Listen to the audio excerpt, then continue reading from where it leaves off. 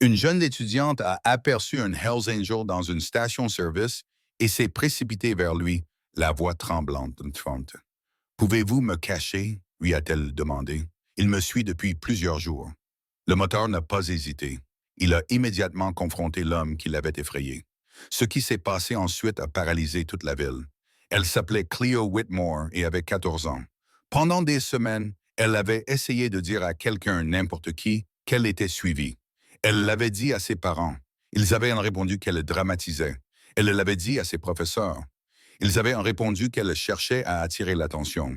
Elle en avait même parlé au conseiller scolaire, qui avait acquiescé poliment sans rien faire. Alors, lorsqu'elle vit le moteur debout près de sa moto devant la station-service par un mardi après-midi glacial, elle n'hésita pas. Elle se mit simplement à courir. Brock Landry était en train de consulter son téléphone lorsqu'il entendit des pas, rapides et désespérés. Il a levé les yeux et l'a vue. Une enfant, maigre, avec de grands yeux effrayés. Son sac à dos était à moitié ouvert et ses livres en tombaient. Elle s'est arrêtée juste devant lui, haletante. « S'il vous plaît, a-t-elle dit d'une voix cassée, pouvez-vous me cacher? » Brock s'est redressé. « Que se passe-t-il? » « Il me suit depuis des jours. Ses mains tremblaient. Je ne sais pas quoi faire. Personne ne me croit. » Brock serra les mâchoires. Il avait déjà vu la peur. Ce n'était pas exagéré. C'était réel. « Où est-il? » demanda Brock. Cléo désigna l'autre côté de la rue. Un homme se tenait près d'une berline garée, faisant semblant de regarder son téléphone, mais ses yeux étaient rivés sur elle. Brock reconnut ce regard. Le genre de regard qui vous donne la chair de poule. « Restez ici, » dit Brock. Sa voix était calme, mais il était déjà en mouvement. Il marcha vers l'homme. Ni vite, ni lentement, juste d'un pas régulier.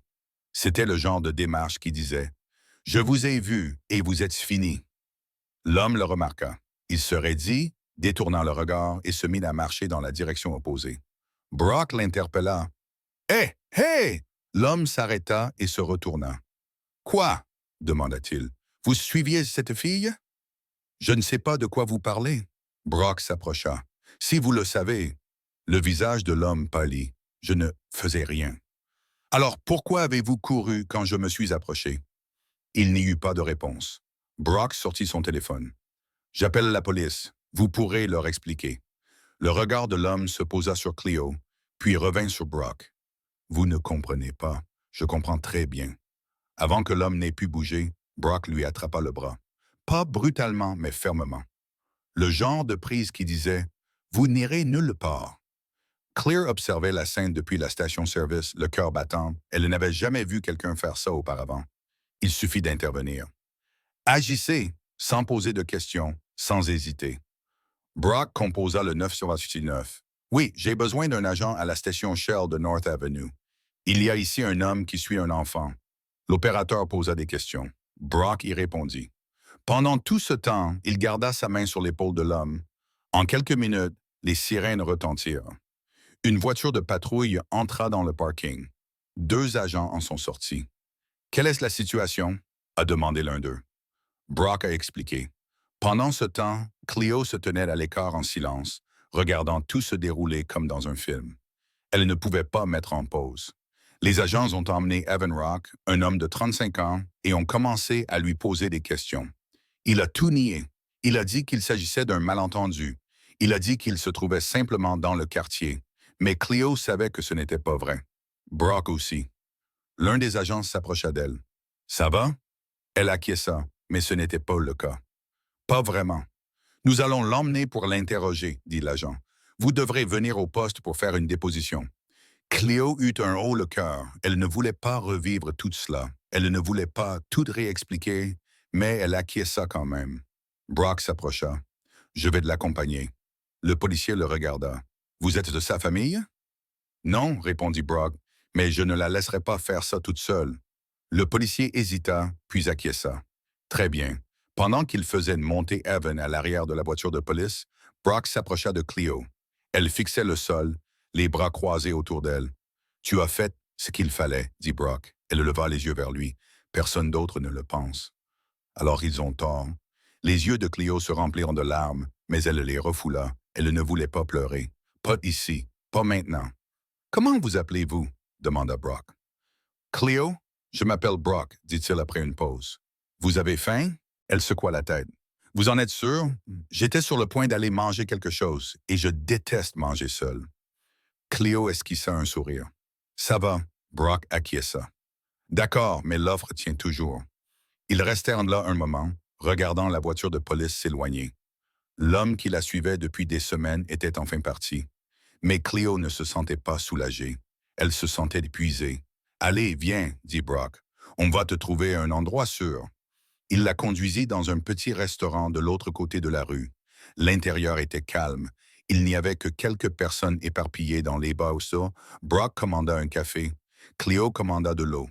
« Tu as quelqu'un que je peux appeler? » demanda Brock. « Tes parents. » Le visage de Cleo devint inexpressif. « Ils s'en moquent, dit-elle. « Pourquoi? » « Parce qu'ils ne m'ont pas cru la première fois. » L'expression de Brock s'assombrit. Ils étaient au courant. Je leur ai dit 3 fois. Ils ont dit que j'inventais tout. Brock posa son café. « Et ton école? » Même chose. Mes professeurs pensaient que j'exagérais. Le conseiller disait que je cherchais à attirer l'attention. Brock secoua la tête. Ce n'était pas normal. « Je sais, dis-je. » Cleo baissa les yeux vers son verre d'eau, mais personne ne s'en était soucié jusqu'à présent. Brock se cala dans sa banquette. Il avait une fille. Elle avait le même âge que Cleo. Si quelqu'un l'avait ignorée comme ça, il ne savait pas ce qu'il aurait fait. « Eh bien, moi, je m'en soucie, dit Brock. Je ne partirai pas tant que ce problème ne sera pas réglé. » Cleo l'a regardé. Elle l'a vraiment regardé. Pourquoi? Parce que quelqu'un aurait dû être là pour toi depuis longtemps. Pour la première fois depuis des semaines, Cleo a eu l'impression de pouvoir respirer. Mais le téléphone de Brock a sonné. Il a jeté un coup d'œil à l'écran. C'était l'officier. Il a répondu « Oui ».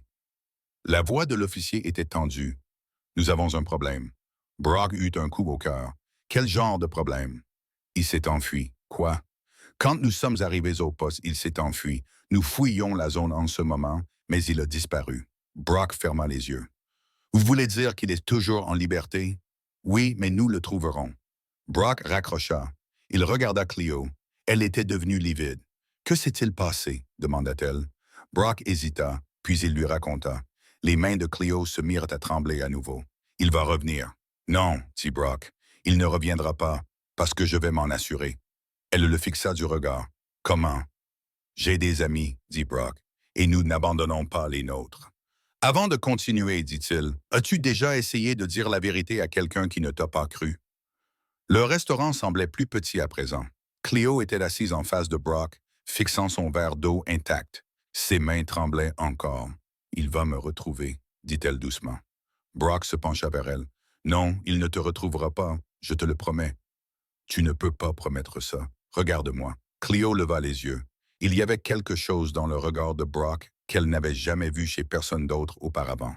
Ni chez ses parents, ni chez ses professeurs, ni même chez les policiers. C'était de la certitude. Brock sortit son téléphone et passa un appel.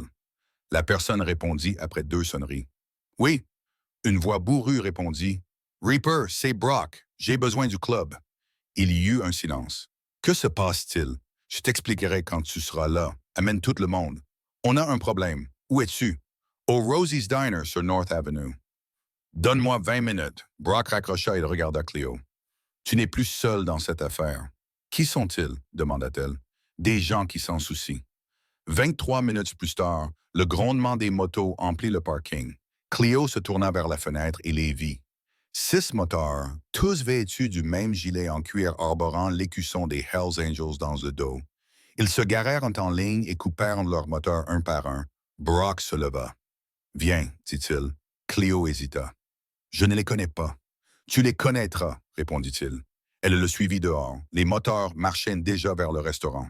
Le grand, avec une barbe grise et les bras couverts de tatouages, s'arrêta lorsqu'il vit Brock. « Qu'est-ce qui se passe? » demanda-t-il. Brock désigna Cleo. « Voici Cleo. Elle est Hutchins. Un homme la suit depuis des semaines. Elle en a parlé à ses parents, à ses professeurs et aux conseillers scolaires. Mais personne n'a rien fait aujourd'hui. Elle a couru vers moi à la station-service. J'ai attrapé le type. La police l'a emmené, mais il s'est échappé. » Le visage du grand moteur s'assombrit. Il a fait quoi? Il s'est enfui quand ils sont arrivés au poste. Il est en liberté en ce moment même. Le moteur regarda Cléo, sa voix s'adoucit. Ça va, petite? Cléo acquiesça, mais sans conviction. Voici Reaper, dit Brock. C'est le président de notre club. Reaper s'accroupit pour se mettre à la hauteur de Cléo. Tu as bien fait de venir voir Brock, et maintenant, tu peux compter sur nous tous. Tu comprends? Cléo eut la gorge serrée. Elle acquiesça à nouveau. Reaper se releva et se tourna vers les autres. On va trouver ce type ce soir. L'une des motards, une femme aux cheveux courts et foncés avec une cicatrice sur la joue, s'avança. Comment il s'appelle? Evan Rock, répondit Brock. Il a 35 ans et conduit d'une berline grise. Il a été vu pour la dernière fois en train de se diriger vers l'est depuis la gare. La femme sortit son téléphone. Je vais vérifier les caméras de circulation. Un autre motard, plus jeune, peut-être dans la vingtaine, prit la parole. On devrait se séparer pour couvrir plus de terrain. Reaper acquiesça. Bien. Brock, tu restes avec la fille. Les autres se dispersèrent. Si quelqu'un voit quelque chose, qu'il appelle immédiatement. Les motards se dispersèrent, leurs moteurs rugissant à nouveau. En quelques secondes, ils avaient disparu. Cléo resta là, stupéfaite. Ils vont vraiment le chercher. Ils ne vont pas seulement le chercher, dit Brock. Ils vont le trouver. Il la ramena à l'intérieur du restaurant. La serveuse lui apporta un café frais sans qu'elle ait besoin de le demander. Il la remercia et se tourna vers Cléo. « Tu as un endroit sûr où aller ce soir? » demanda-t-il. Cléo secoua la tête. « Mes parents vont être furieux que je ne sois pas rentré à la maison. » Fâché, Brock serra les mâchoires. « Tu leur as dit que tu étais suivi et ils ne t'ont pas cru. Tu es censé y retourner maintenant? » « Je n'ai nulle part où aller. » Brock réfléchit un instant, puis passa un autre appel. Cette fois, on répondit dès la première sonnerie. « Salut, papa, » dit une voix de fille. « Salut, ma chérie. Tu es à la maison? »« Oui. »« Pourquoi? J'ai besoin d'un service. Tu peux préparer la chambre d'amis? » Il y eut un silence. « Tout va bien. Je t'expliquerai quand j'arriverai. Fais-moi confiance. »« D'accord, » dit Brock en regardant Cléo. « Tu restes avec nous ce soir. Ma fille a ton âge. Tu seras en sécurité ici. » Les yeux de Cléo s'écarquillèrent. « Je ne peux pas simplement... »« Oui, tu peux. Et tu le feras. » Pour la première fois, Cléo ne discuta pas. Elle était trop fatiguée pour se battre. Quand ils arrivèrent, la maison de Brock était calme. Elle était petite mais propre, avec un porche et une balançoire en bois qui grinçait dans le vent. La porte s'ouvrit avant même qu'il ne l'atteigne. Une fille se tenait dans l'embrasure. Elle avait les mêmes yeux sombres et le même air sérieux que Brock. Elle regarda Cléo, puis son père. « Papa, dit-elle, Mia, voici Cléo. Elle va rester avec nous pendant quelque temps. » Mia ne posa aucune question. Elle s'écarta simplement pour les laisser entrer. À l'intérieur, la maison sentait le café et le cuir vieilli. Il y avait des photos sur les murs. Brock et Mia au bord d'un lac. Brock et d'autres motards hors d'un rassemblement. Il y avait aussi une photo d'une femme qui ressemblait à Mia, mais plus âgée. Cléo remarqua que les yeux de Brock s'attardèrent un instant sur la dernière photo avant qu'il ne se détourne. « Viens, dit Mia, je vais te montrer la chambre d'amis. » Cléo la suivit dans un couloir étroit. La chambre était petite mais confortable. Elle contenait un lit avec une couette épaisse, une fenêtre qui donnait sur la rue et une lampe sur la table de chevet. « La salle de bain est de l'autre côté du couloir, dit Mia. Si tu as besoin de quoi que ce soit, frappe simplement à ma porte. C'est celle avec les posters de groupe. » Cléo posa son sac à dos. « Merci. » Mia haussa les épaules. « Papa ne ramène personne à la maison, sauf si c'est important. Je suis désolé pour donc. » La voix de Mia était ferme mais pas méchante. « Tu n'as pas à t'excuser d'avoir besoin d'aide. » Cléo baissa les yeux. « Je pensais juste que personne ne s'en soucierait. Eh bien, maintenant tu sais que ce n'est pas le cas. » Cette nuit-là, Cléo était allongée dans le lit d'invité, les yeux fixés au plafond. Son téléphone vibra. C'était sa mère. « Où es-tu? » Cléo répondit par SMS. « Je suis en sécurité. Je t'expliquerai demain. » Sa mère répondit immédiatement. « Tu dois rentrer à la maison. » Cléo éteignit son téléphone. Dans le salon, Brock était assis avec Mia. Elle faisait ses devoirs à la table de la cuisine, mais ne cessait de lui jeter des regards. « Que s'est-il passé? » demanda-t-elle finalement. Brock lui raconta. « Pas tout, juste l'essentiel. Une fille suivie. Personne ne l'écoutait. Lui qui est intervenu. » Mia posa son crayon. Elle va s'en sortir? Je ne sais pas, répondit Brock honnêtement. Mais je vais faire en sorte qu'elle ait une chance. Mia acquiesça. Bien. Le téléphone de Brock vibra. C'était Reaper. Toujours aucun signe de lui. On continue à chercher, répondit Brock. Tiens-moi au courant. Il posa son téléphone et s'adossa au canapé. Il ne connaissait pas Evan Rock. Il ne savait pas à quoi il ressemblait, à part ce qu'il avait vu brièvement à la station-service, mais il connaissait le genre d'homme qui s'en prend aux personnes qui ne peuvent pas se défendre. Et Brock n'allait pas laisser passer ça. Le lendemain matin, Cleo se réveilla avec l'odeur des pancakes. Elle entra dans la cuisine et trouva Mia devant la cuisinière, en train de faire cuire des pancakes. « Tu cuisines ?» demanda Cleo. « Seulement le petit déjeuner. »« Papa ne sait rien faire qui ne passe pas par le grill, » répondit Mia. Brock entra dans la pièce depuis le garage, en essuyant la graisse sur ses mains. « Ce n'est pas vrai. Je fais un excellent café. »« Le café ne compte pas, » dit Mia. Cleo faillit sourire. Faillite, Brock se servit une tasse et s'assit à table. « Tu as bien dormi? » Cleo acquiesça. « Mieux que depuis longtemps. »« Bien. » Brock bat une gorgée. « On va au commissariat d'aujourd'hui. Tu dois faire une déposition officielle. » Cleo sentit son estomac se nouer. « Et s'ils ne me croient pas? »« Ils me croiront, » dit Brock, « parce que je serai là, et le club aussi. » 2 heures plus tard, ils arrivèrent au poste de police. Le parking était déjà rempli de motos. Les motards attendaient dehors. Parmi eux se trouvait Reaper, la femme à la cicatrice, le jeune homme et 3 autres que Cleo n'avait pas encore rencontrés. Reaper s'approcha alors que Cleo descendait de la moto de Brock. « Tu es prête? » Cleo les regarda tous. « Pourquoi faites-vous cela? »« Parce que personne d'autre ne l'a fait, » répondit simplement Reaper. À l'intérieur du commissariat, il faisait froid et la lumière était crue. Un agent conduisit Cleo dans une petite salle d'interrogatoire. Brock commença à les suivre, mais l'agent l'arrêta. « Seule la famille peut entrer, » dit-il. « C'est moi qui ai appelé, » dit Brock. L'agent hésita, puis acquiesça. « D'accord, mais vous seul. » Brock s'assit à côté de Cleo pendant que l'agent posait des questions. Où l'a-t-elle remarqué pour la première fois? Combien de fois l'a-t-elle vue?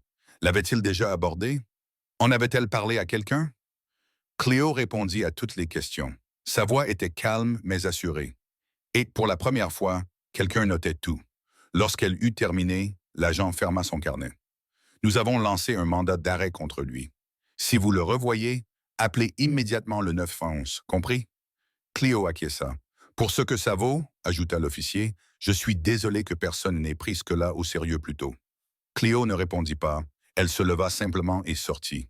Dehors, les motards étaient toujours là. Reaper regarda Brock. « Elle va bien? »« Elle ira bien, » répondit Brock. La femme à la cicatrice s'avança. « J'ai récupéré les images des caméras de surveillance. J'ai une image nette de sa voiture se dirigeant vers l'est. Je connais cette zone. Il y a un vieux motel là-bas. Je parie que c'est là qu'il est allé. » Reaper plissa les yeux. « Alors c'est là que nous allons. » Brock regarda Cleo. « Tu restes avec Mia. »« Non, » dit Cleo. « Je veux y aller. Cleo, je dois voir ça, dit-elle. « Ah. John, je dois m'assurer qu'il n'est plus là-bas. » Brock échangea un regard avec Reaper. Finalement, Reaper acquiesça. « Elle viendra avec toi, dit-il, et elle restera dans la voiture quand nous le trouverons. » Brock accepta. Ils roulèrent en convoi de 7 motos, leurs moteurs vrombissant dans les rues.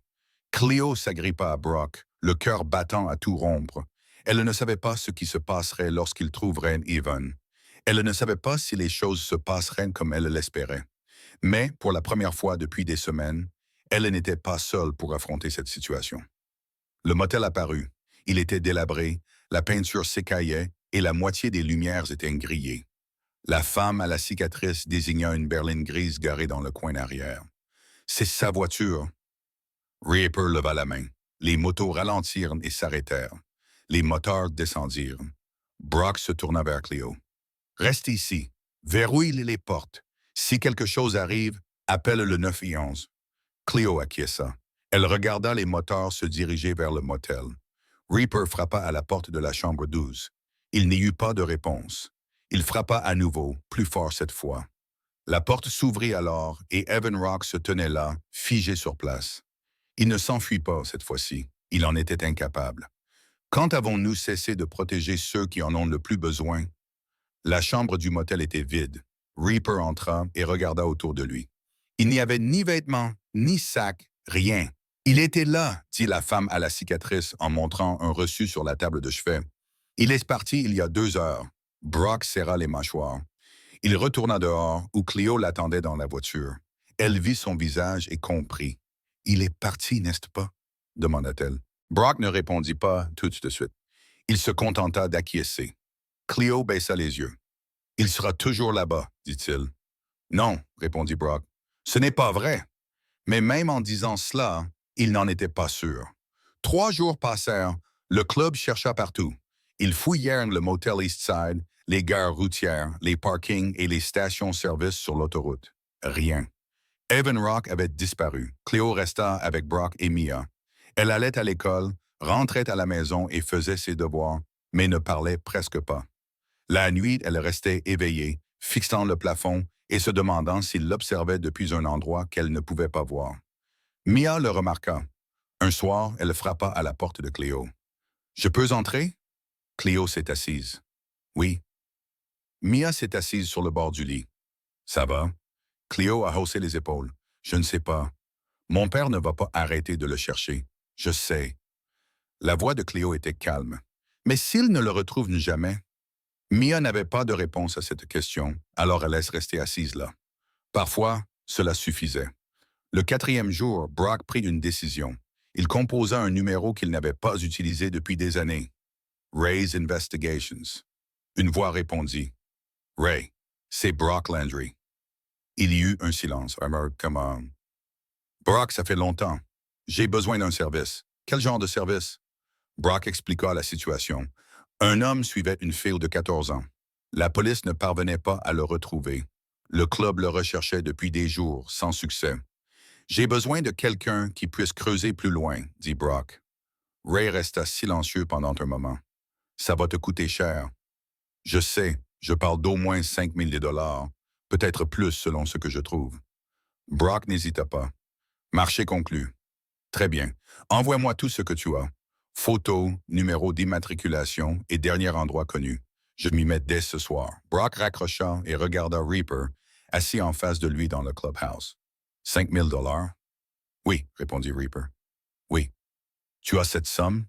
Brock n'avait pas cette somme. C'est même c'est pas vraiment. Il avait quelques économies, mais pas beaucoup, assez pour payer le loyer et manger. Mais il ne s'agissait plus d'argent. Je trouverai un moyen, dit Brock. Reaper se pencha en arrière.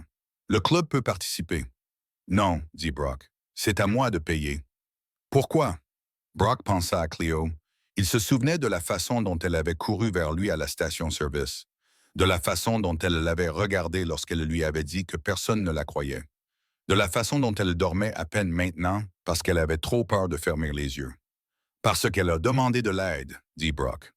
Oui, dis-je. Reaper acquiesça lentement. D'accord, mais si tu as besoin d'aide, fais-le nous savoir. Oh, c'est pas un mort. Je le ferai. Wright travailla rapidement. En moins de 24 heures, il avait récupéré les images des caméras de surveillance de 6 intersections différentes. Il suivit la voiture d'Evan qui se dirigeait vers le nord, puis vers l'ouest, puis à nouveau vers le sud. Le parcours était erratique et intentionnel. Il est en fuite, dit Wright au téléphone, mais il ne s'y prend pas intelligemment. Il utilise sa carte de crédit pour acheter de l'essence, de la nourriture et des cigarettes. J'ai une piste. Où mène-t-elle? Demanda Brock. Pour l'instant, elle mène à une ville appelée Peekskill et environ 65... Oh non. Il fait profil bas, mais il est toujours là-bas. Le cœur de Brock se mit à battre à tout rompre. Tu es sûr? Sa carte a été utilisée dans un restaurant il y a 3 heures. Si tu pars maintenant, tu pourrais l'attraper. Brock ne perdit pas de temps. Il appela Reaper. En moins de 15 minutes, le club était réuni. Mais cette fois, Cleo ne venait pas. Avant de partir, Brock l'a fait asseoir. « J'ai besoin que tu restes ici avec Mia. »« Pourquoi je ne peux pas venir? »« Parce que ce n'est pas comme la dernière fois. S'il s'enfuit à nouveau, les choses pourraient se compliquer. » La frustration envahit le regard de Cleo. « Je ne suis pas une enfant. »« Si tu l'es, répondit Brock doucement, et ce n'est pas grave, mais j'ai besoin de savoir que tu es en sécurité pendant que je m'occupe de ça. » Cleo voulait protester, mais elle ne le fit pas. Elle se contenta d'acquiescer. Brock se leva. Je t'appellerai quand ce sera fait. Promis? Promis? Le trajet jusqu'à Peak Hill fut tendu. 7 motos roulaient à toute vitesse sur l'autoroute. Le soleil se couchait, projetant de longues ombres sur la route. À leur arrivée, Ry les attendait sur le parking du restaurant. Il désigna un petit immeuble de l'autre côté de la rue. Appartement 3B, dit-il. Il est là depuis ce matin. Reaper regarda Brock. On va faire ça discrètement. Pas de scène. On va le chercher. Ensuite, on appellera la police. Et ce sera fini. Brock acquiesça. Ils traversèrent la rue. L'immeuble était vieux. La peinture était écaillée. Les escaliers étaient rouillés. Reaper ouvrit la marche jusqu'au 2e étage. Il s'arrêta devant l'appartement 3B et frappa à la porte. Personne ne répondit. Il frappa à nouveau, plus fort. Toujours rien. La femme à la cicatrice s'avança. « Laisse-moi faire, dit-elle. » Elle sortit un mince morceau de métal de sa poche et l'inséra dans la serrure. 30 secondes plus tard, la porte s'ouvrit dans un clic. À l'intérieur, l'appartement était sombre. Il y avait des boîtes de pizza vides sur le comptoir, un manteau posé sur une chaise et un ordinateur portable ouvert sur la table, mais aucun signe d'Evan. Brock eut un pincement au cœur. Il n'était pas là. Reaper se dirigea vers la fenêtre. Il regarda dehors et se figea. Là. Brock suivit son regard à travers le parking, près des poubelles. Un homme vêtu d'une veste grise marchait rapidement vers une voiture. « C'est lui, » dit Brock. Ils se mirent en route. Lorsqu'ils arrivèrent au parking, Evan était déjà près de son véhicule, cherchant ses clés. Il leva les yeux et les vit. Son visage pâlit. Il se mit à courir. Brock ne réfléchit pas. Il se mit à courir. Evan passa entre 2 immeubles et se dirigea vers une ruelle. Brock le suivit, ses bottes martelant le trottoir. Evan trébucha, se rattrapa et continua à courir, mais Brock était plus rapide. Il attrapa Evan par l'épaule et le plaqua contre le mur. « Tu as fini de courir ?» demanda Brock haletant. Les yeux d'Evan étaient exorbités. « Je n'ai rien fait. Tu as suivi une fille de 14 ans pendant des semaines. Tu lui as fait tellement peur qu'elle ne pouvait plus dormir. Tu lui as donné l'impression qu'elle n'avait nulle part où aller. Je n'allais pas lui faire de mal. Cela n'a aucune importance. » La voix de Brock était tranchante. « Ce n'est pas toi qui décides de ce qui constitue un préjudice. C'est elle. Et tu lui as fait peur. » Evan a essayé de se le dégager, mais Brock le tenait fermement. Reaper et les autres les rattrapèrent. La femme à la cicatrice était déjà au téléphone avec la police. « Ils sont en route, » dit-elle. Brock ne lâcha pas prise. Pas avant que les sirènes ne retentissent. Pas avant que les voitures de patrouille n'arrivent sur le parking. Pas avant que les agents ne sortent et ne placent Devon en garde à vue. Cette fois, il n'y avait pas d'échappatoire. Brock appela Cleo depuis le parking. Elle répondit dès la première sonnerie. « Tu l'as trouvé? » « Oui, » répondit Brock. « On l'a trouvé. » Il y eut un long silence à l'autre bout du fil. Puis, doucement, Cleo demanda « C'est fini? » « C'est fini. » Cleo ne dit rien d'autre, mais Brock pouvait l'entendre expirer comme si elle avait retenu son souffle pendant des jours et pouvait enfin se détendre. Quand Brock rentra à la maison, il était tard. Mia et Cleo étaient assises sur le canapé, regardant un film auquel aucune des deux ne prêtait vraiment attention. Cleo se leva quand elle le vit. « Il est vraiment parti? »« Il est en détention, » répondit Brock. « Et cette fois, il ne sortira pas. » Le visage de Cleo s'est décomposé, mais pas de peur, de soulagement. Elle s'est approchée de Brock et l'a serré dans ses bras. Ce fut une étreinte brève, mais qui disait « merci » sans mots. Brock a posé une main sur son épaule. « Tu es en sécurité maintenant. » Le lendemain, Cleo retourna à l'école. Elle se sentait bizarre. C'était comme retourner dans un endroit qu'il avait laissé tomber, mais elle franchit quand même les portes. Pendant le 3e cours, son professeur d'anglais, Mme Brennan, lui demanda de rester après la classe. Cleo resta, l'estomac noué. Mme Brennan s'assit sur le bord de son bureau. « Je te dois des excuses. » Cleo ne répondit pas. « Tu es venu me voir, » a poursuivi Mme Brennan. « Tu m'as raconté ce qui se passait et je ne t'ai pas prise au sérieux. Je pensais que tu exagérais. J'avais tort. » Cleo a baissé les yeux. « Pourquoi ne m'avez-vous pas cru? » La voix de Mme Brennan tremblait. « Je n'ai pas de bonne réponse à cette question. J'aurais dû vous croire et je suis désolé. Ce n'était pas suffisant, mais c'était déjà quelque chose. Cet après-midi-là, le directeur a convoqué une assemblée. Toute l'école s'est rassemblée dans l'auditorium. Cléo s'est assise près du fond avec Mia. Le directeur s'est tenu debout à la tribune. Nous devons parler d'une chose importante, commença-t-il. Récemment, un élève s'est manifesté pour dire qu'il ne se sentait pas en sécurité et en tant qu'école, nous n'avons pas réagi de manière appropriée. Cléo sentait tous les regards se tourner vers elle. Elle aurait voulu disparaître. Nous mettons en place de nouveaux protocoles de sécurité, poursuivit le directeur.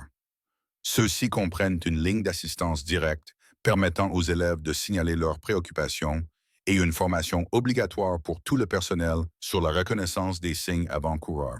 Nous travaillons également en partenariat avec les forces de l'ordre locales afin de garantir que ce type de situation soit pris au sérieux dès le départ.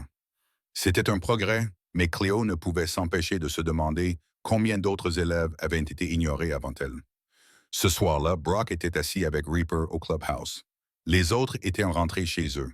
Ils étaient seuls tous les deux, buvant du café et parlant de tout et de rien. « Tu as bien fait, » dit Reaper. « J'ai juste fait ce que n'importe qui aurait fait. »« Oui, mais la plupart des gens ne le font pas. » Brock baissa les yeux vers sa tasse. « L'enquêteur m'a coûté 5 000 $.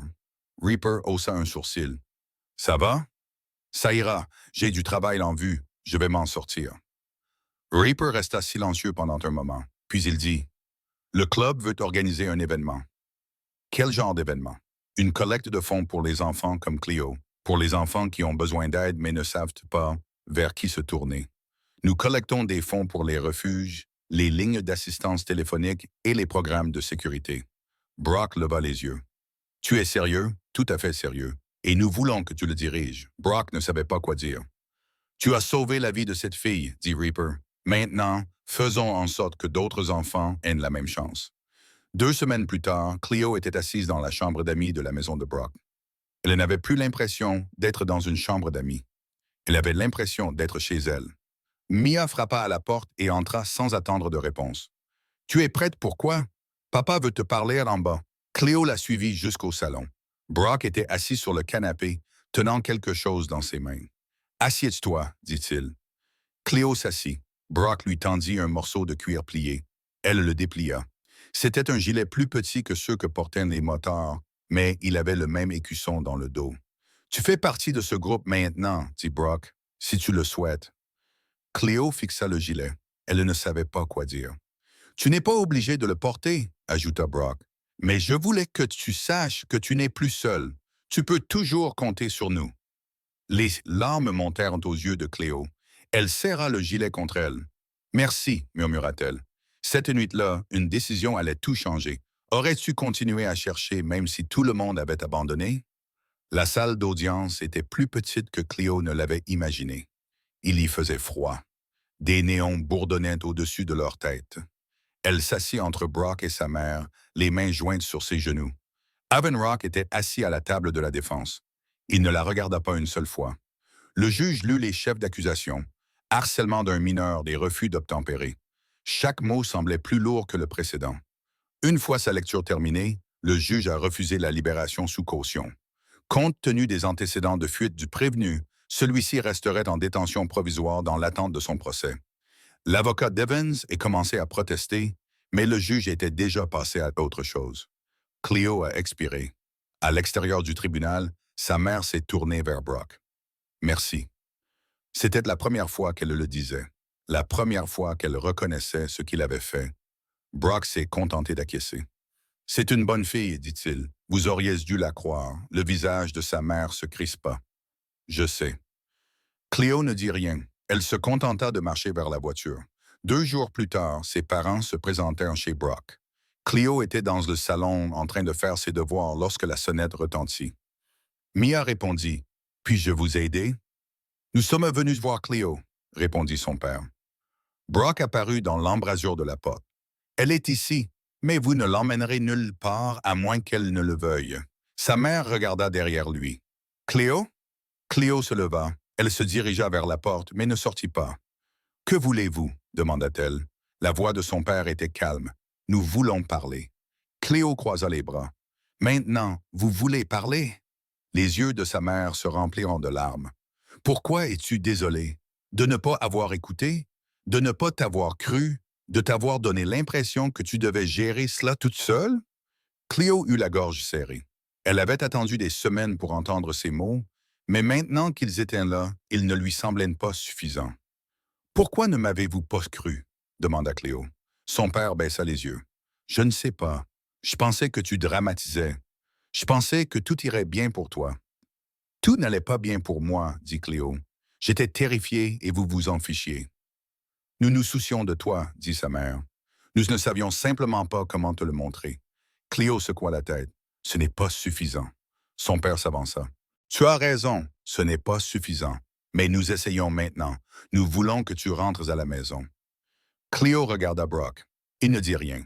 Il se contenta de lui faire un petit signe de tête. C'est ton choix, dit-il. Je vais y réfléchir, répondit Cléo. Ce soir-là, Brock s'assit avec Cléo sous le porche. L'air était frais et la rue était calme. Tu n'es pas obligé de rentrer si tu n'es pas prête, dit Brock. Je sais. Cléo ramena ses genoux contre sa poitrine. Mais ce sont quand même mes parents. Ça ne veut pas dire qu'ils ont carte blanche. Je sais ça aussi. Brock se pencha en arrière. Quelle que soit ta décision, tu as ta place ici. Toujours. Cléo acquiesça. Merci. Ils restèrent assis en silence pendant un moment. Puis Cléo demanda, « Que va-t-il se passer maintenant avec Evan? Un procès, puis la prison, très probablement. Tant mieux. » Brock lui jeta un coup d'œil. « Oh, alors tu es contente de savoir qu'il va être enfermé? » Cléo y réfléchit. « Je me sens plus en sécurité, mais je ne sais pas encore si je me sens mieux. »« C'est normal, » dit Brock. « La guérison prend du temps. » Le samedi suivant, le club organisa sa première collecte de fonds. Ils s'installèrent dans le parking d'un centre communautaire local avec des tables couvertes de produits donnés, un grill fumant avec des hamburgers et des hot dogs, et une scène où jouaient des groupes locaux. Cléo aida Mia à installer un stand vendant des pâtisseries. Des gens de toute la ville sont venus, des parents, des enseignants, des élèves et des personnes qui avaient entendu parler de l'histoire et voulaient aider. À midi, le parking était plein. Reaper se tenait sur la scène avec un micro.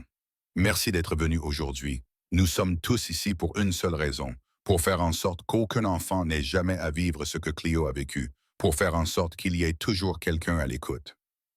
La foule a applaudi. Toutes les recettes de la journée seront directement reversées à des programmes de sécurité pour les jeunes, des lignes d'assistance téléphonique et des refuges. Si vous pouvez faire un don, n'hésitez pas. Si vous ne pouvez pas, votre simple présence suffit. Cléo observait depuis la table des pâtisseries. Elle n'avait jamais vu ça auparavant. Des inconnus se rassembler pour des personnes qu'ils ne connaissaient pas. Pour elle, Mia lui donna un petit coup de coude et lui demanda « Ça va? » Cléo acquiesça. « Oui, je ne m'attendais pas à ça. »« Mon père ne fait jamais les choses à moitié, » dit Mia. À la fin de la journée, ils avaient récolté 12 000 $. Brock se tenait avec Reaper, comptant l'argent et les chèques étalés sur une table à l'arrière. « 12 000 $, dit Reaper. C'est plus que ce que nous espérions.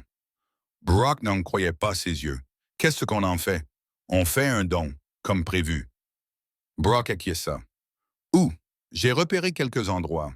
Il y a une ligne d'assistance téléphonique pour les jeunes en détresse qui manquent de fonds depuis des années, ainsi qu'un refuge dans le centre-ville qui accueille les enfants qui n'ont nulle part où aller.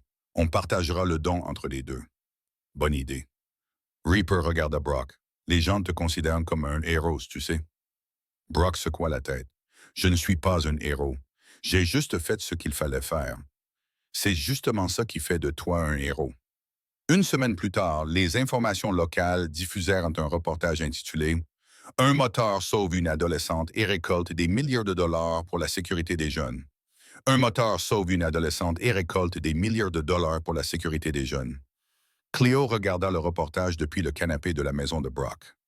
Elle s'est vue à l'écran, le visage flouté pour des raisons de confidentialité, et Brock debout devant le centre communautaire en train de parler à un journaliste. « Pourquoi avez-vous fait ça? » a demandé le journaliste. « Parce qu'elle a demandé de l'aide, » a répondu Brock. « Et personne ne devrait être ignoré quand il a peur, » a insisté le journaliste. « Certains vous qualifient de héros. Qu'en dites-vous? » Brock semblait mal à l'aise. « Je ne suis pas un héros. Je suis juste un gars qui a été attentif. » La même semaine, le conseil municipal l'a invité à prendre la parole lors d'un forum public sur la sécurité des jeunes. Il ne voulait pas y aller, mais Reaper l'a convaincu. Tu as maintenant une tribune, lui a dit Reaper. Utilise-la. Brock y est donc allé. Le forum s'est tenu dans l'auditorium d'un lycée. Les parents, les enseignants, les policiers et les dirigeants communautaires occupaient des sièges. Brock s'assit à une longue table sur scène, un micro devant lui. Une conseillère prit la parole en premier, remerciant tout le monde d'être venu. Puis, elle se tourna vers Brock. « Monsieur Landry, dit-elle, voudriez-vous partager votre expérience? » Brock se pencha vers le micro. « Je n'ai pas préparé de discours. Je vais simplement vous raconter ce qui s'est passé. » Il leur a raconté comment Cléo avait couru vers lui à la station-service, comment personne ne l'avait cru, les recherches, l'enquêteur et l'arrestation. Elle a essayé de le dire aux gens, a déclaré Brock, mais ils ne l'ont pas écouté. C'est ça le problème. Nous avons mis en place des systèmes pour protéger les enfants, mais ils ne fonctionnent que si nous les utilisons. Si nous les croyons lorsqu'ils disent qu'ils ont peur. La salle était silencieuse. Je ne suis pas quelqu'un de spécial, a poursuivi Brock. Je ne suis qu'un type avec une moto, mais j'ai écouté, et cela a fait toute la différence. Lorsqu'il eut fini de parler, l'auditorium éclata en applaudissements. Après le forum, une femme s'approcha de Brock dans le parking. Elle avait une quarantaine d'années, était bien habillée et tenait un dossier. « Monsieur Landry, je m'appelle Karen Hayes. Je travaille pour le département de l'enfance et de la famille de l'État. » Brock lui serra la main. « Que puis-je faire pour vous? Nous aimerions travailler avec vous et votre club. Nous développons un programme de sensibilisation communautaire et nous pensons que votre contribution pourrait avoir un impact significatif. » Brock fronça les sourcils. « Je ne suis pas un politicien. Vous n'avez pas besoin de l'être, répondit-il. Il suffit que vous vous souciez des autres, ce qui est clairement votre cas. » Brock réfléchit. « En quoi cela consisterait-il? » demanda-t-il. « Prendre la parole dans les écoles, animer des ateliers et mettre en relation les enfants à risque avec des ressources. Vous servirez de liaison entre la communauté et nos services. » Brock la regarda. « Et vous pensez que les gens écouteront un moteur? » Karen sourit. « Je pense que c'est déjà le cas. » Ce soir-là, Brock parla de cette proposition à Cléo. Elle était assise à la table de la cuisine, en train de terminer ses devoirs de mathématiques. « Tu vas le faire? » demanda-t-elle. « Je ne sais pas, » répondit Brock. « Je ne suis pas doué pour ce genre de choses. »« Tu m'as sauvé la vie, » dit Cléo. « Je pense que tu es plus doué que tu ne le penses. » Brock s'assit en face d'elle. « Tu penses vraiment que je devrais le faire? » Cléo acquiesça. « Si cela peut aider d'autres enfants comme moi, alors oui. »« Oui, je le pense. » Le lendemain, Brock appela Karen Hayes et accepta. En moins d'une semaine, le club avait programmé son premier atelier dans un lycée local. Le thème était « Comment reconnaître quand quelqu'un a besoin d'aide ». Brock se tenait devant une classe remplie d'adolescents. Il était nerveux. Parler en public n'était pas son fort. Mais il pensa à Cléo et commença à parler. « La plupart d'entre vous pensent probablement que les moteurs font peur, » commença-t-il. « Et c'est peut-être vrai. Mais voici le truc. Nous veillons les uns sur les autres. Parfois, cela signifie veiller sur des personnes qui ne font pas partie du club. » Il leur a raconté l'histoire de Cléo, sans mentionner son nom, juste les grandes lignes. C'était une enfant effrayée qui avait essayé d'obtenir de l'aide, mais qui avait été ignorée. « Si quelqu'un vous dit qu'il a peur, croyez-le, » a déclaré Brock. Même si cela semble dramatique, même si vous pensez qu'il exagère, croyez-le, car la seule fois où vous ne le croirez pas pourrait être celle où cela compte le plus. Une élève a levé la main. « Et si nous ne savons pas comment aider? » « Alors trouvez quelqu'un qui sait, » a répondu Brock. « Cela peut être un enseignant, un conseiller, un policier ou même un moteur à la station-service. Peu importe qui. Ne l'ignorez pas, c'est tout. » Un mois après la collecte de fonds, le club a organisé un autre événement. Cette fois-ci, ils ont récolté 15 000 $. Brock est remonté sur scène, accompagné cette fois-ci de Cléo. Elle avait demandé à prendre la parole. Il ne s'y attendait pas, mais elle l'a fait. « Je m'appelle Cléo », a-t-elle annoncé au micro. Sa voix tremblait, mais elle a continué. « Il y a quelques mois, j'étais suivi. J'en ai parlé à toutes les personnes auxquelles je pouvais penser, mais personne ne m'a cru, sauf une personne. » Elle regarda Brock. Il ne me connaissait pas. Il ne me devait rien, mais il m'a aidé quand même. Grâce à lui, je suis en sécurité maintenant. La foule était silencieuse. Alors, si vous êtes ici aujourd'hui, merci. continua Cléo. Ce que vous faites va sauver la vie de quelqu'un, tout comme il a sauvé la mienne. Lorsqu'elle descendit de la scène, les gens pleuraient. Plus tard dans la soirée, Reaper prit Brock à part. La communauté en parle. Ils veulent faire quelque chose pour toi. Comme quoi? Une plaque? Ou peut-être une cérémonie pour reconnaître ce que tu as fait? Brock secoua la tête. Je ne veux pas de ça. Je pensais que tu dirais ça, mais ils le feront quand même.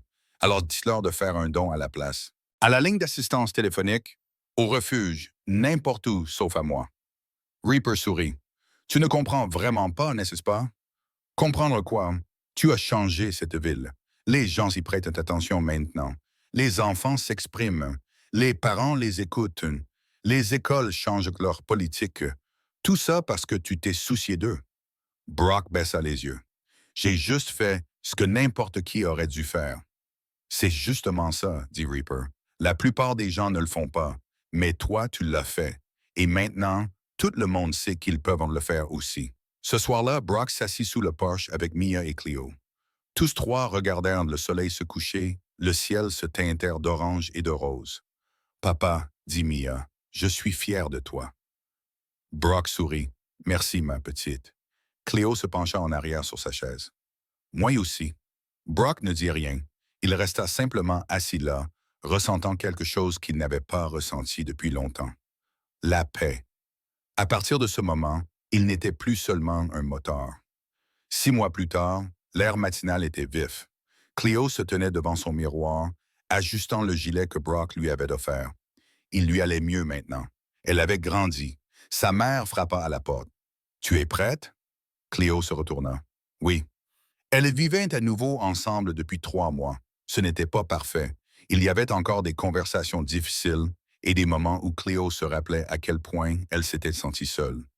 Mais ses parents faisaient des efforts, de vrais efforts, et cela suffisait pour l'instant. Cléo descendit les escaliers. Son père préparait le petit déjeuner. Des pancakes, ses préférés.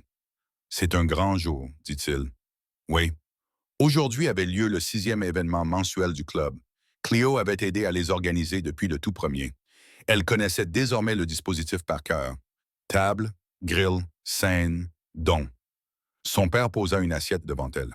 « Tu es nerveuse? »« Un peu. Tu vas t'en sortir très bien, comme toujours. » Cléo sourit. Même si cela lui semblait encore étrange de recevoir des encouragements de sa part, elle s'y habituait peu à peu. 1 heure plus tard, Brock se gara devant la maison. Cléo attrapa son sac à dos et sortit. Mia était assise à l'arrière de la moto de Brock. Elle lui fit signe. « Prête? » Cléo monta sur la moto de Reaper. Il lui tendit un casque. « C'est parti, petite. » Ils traversèrent la ville, leur moteur vrombissant. Cléo avait déjà fait des dizaines de trajets avec eux. Cela ne lui faisait plus peur. Elle se sentait comme chez elle. Lorsqu'ils arrivèrent, le parking du centre communautaire était déjà presque plein. Des bénévoles installaient des tables. Un groupe local faisait des essais sonores sur la scène. Cléo sauta de la moto et se mit au travail. Elle aida Mia à disposer les pâtisseries, accrocha des banderoles et vérifia les boîtes de dons. À midi, des centaines de personnes étaient arrivées. Une femme s'approcha de la table des pâtisseries. Elle semblait familière. Cléo réalisa qu'il s'agissait de Mademoiselle Brennan, son professeur d'anglais. « Cléo, dit Mademoiselle Brennan, je voulais te remercier d'avoir pris la parole, même si personne ne t'écoutait. Tu as changé cette école. Tu as changé beaucoup de vies. » Cléo ne savait pas quoi dire, alors elle se contenta d'acquiescer. Mademoiselle Brennan lui tendit 20 pounds pour la cause. « Merci. » À la fin de la journée, ils avaient récolté 18 000. Brock se tenait sur scène avec le micro. Cléo se tenait à côté de lui. Leur duo était devenu une tradition. « Merci d'être venu, dit Brock. Il y a 6 mois, nous avons lancé cette initiative parce que quelqu'un avait besoin d'aide et que personne ne l'écoutait. Aujourd'hui, nous avons récolté plus de 70 000 $ pour des programmes de sécurité destinés aux jeunes dans tout l'État. » La foule éclata en applaudissements. « Mais ce n'est pas une question d'argent, poursuivit Brock. C'est une question de message. Il s'agit de s'assurer que chaque enfant sache qu'il y a quelqu'un qui l'écoutera, le croira et se battra pour lui. » Il regarda Cléo. « Tu veux dire quelque chose? » Cléo prit le micro. Ses mains ne tremblaient plus. « Quand je suis venu voir Brock pour la première fois, je ne pensais pas que quelqu'un m'aiderait, dit-elle. Je pensais que j'étais seule, mais ce n'était pas le cas.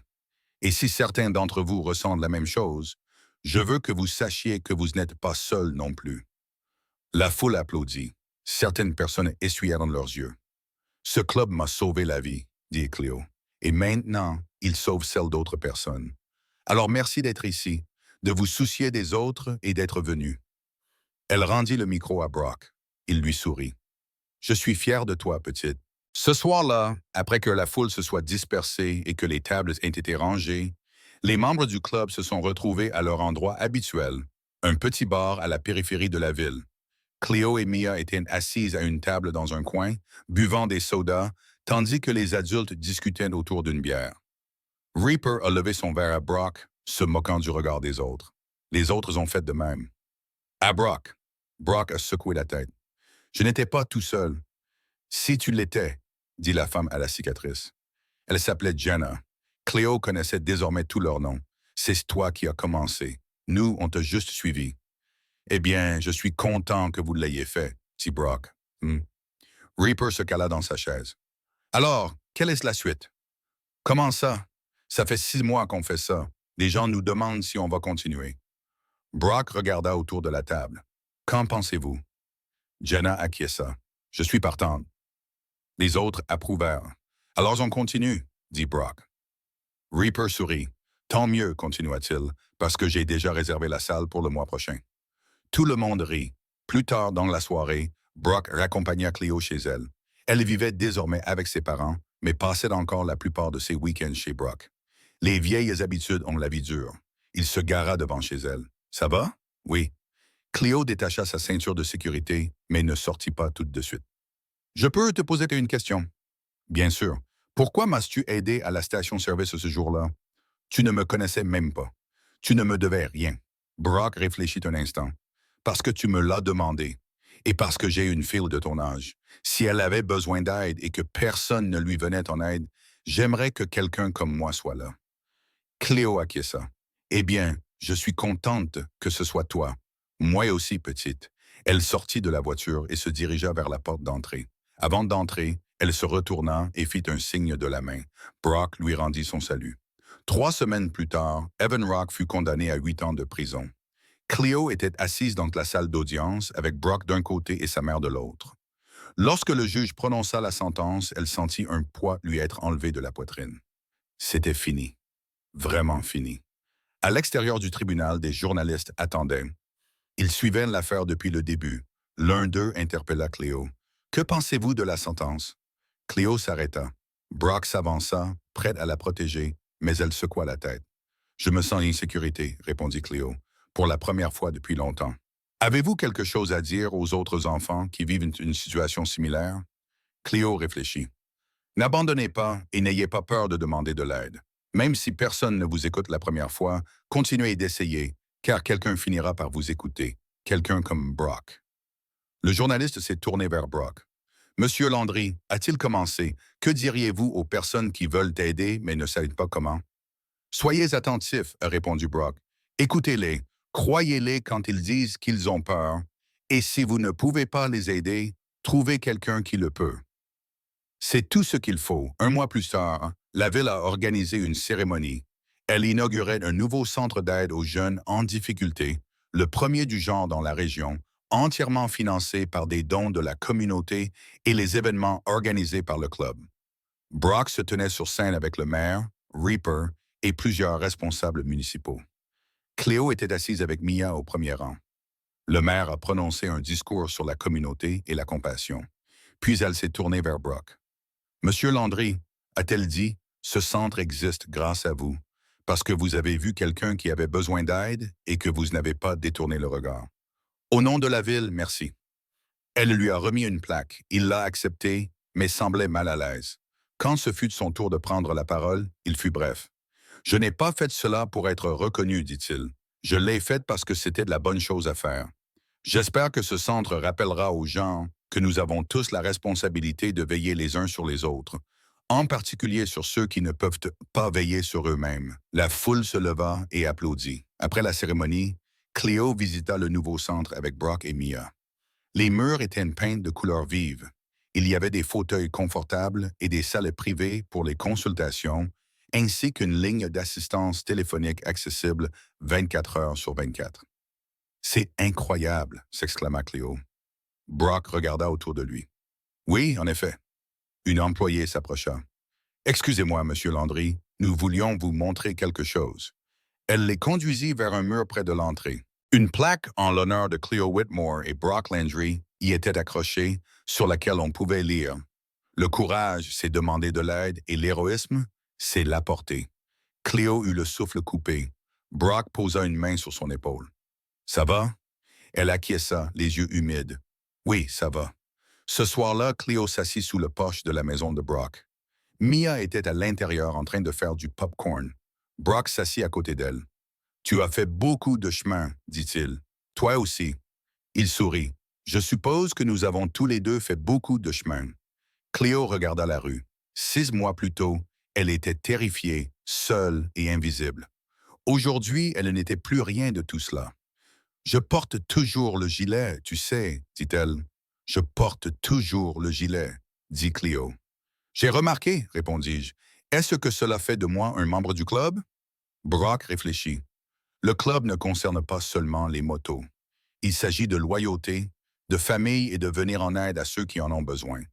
Donc, oui, je dirais que tu en fais partie. Cléo sourit. Bien. Mia sortit avec un bol de popcorn. De quoi parlez-vous? De la famille, répondit Cléo. Mia s'assit entre eux. Eh bien, c'est facile, nous sommes une famille. Brock les regarda toutes les deux, sa fille et la jeune fille qu'il avait rencontrée à la station-service et qui avait tout changé. Oui, dit-il, nous le sommes. Le samedi suivant, Claire retourna à la station-service où tout avait commencé. Elle n'en avait pas besoin. Elle en avait simplement envie. Elle se tint à l'endroit où elle s'était tenue 6 mois auparavant, l'endroit où elle avait couru vers Brock, désespérée, et où tout avait changé. Une voiture s'arrêta à la pompe. Un homme en sortit. Il avait l'air fatigué et stressé. Une fille d'environ 12 ans sortit du côté passager. Elle regarda autour d'elle avec nervosité. Claire observa la scène pendant un moment. Puis elle s'approcha. Ça va? Demanda Cléo. La fille la regarda. Oui, juste une longue journée. Cléo acquiesça. Si tu as besoin d'aide, il y a un centre d'aide en centre-ville. Ce sont des gens bien. Ils savent écouter. La fille sourit légèrement. Merci. Cléo retourna à sa moto. Reaper l'attendait. Prête? Demanda-t-il. Oui. Ils partirent, leur moteur vrombissant. Il y a 6 mois, Cléo pensait que personne ne se souciait d'elle. Maintenant, elle savait que ce n'était pas vrai. Elle avait une famille, un but et une voix, et elle n'avait pas peur de s'en servir. Parfois, ce sont les gens vêtus de cuir et roulant à moto qui vous sauvent. Parfois, être sauvé signifie apprendre à sauver les autres. Si vous avez aimé cette histoire, abonnez-vous et dites-nous d'où vous la regardez. Vous faites désormais partie de cette famille.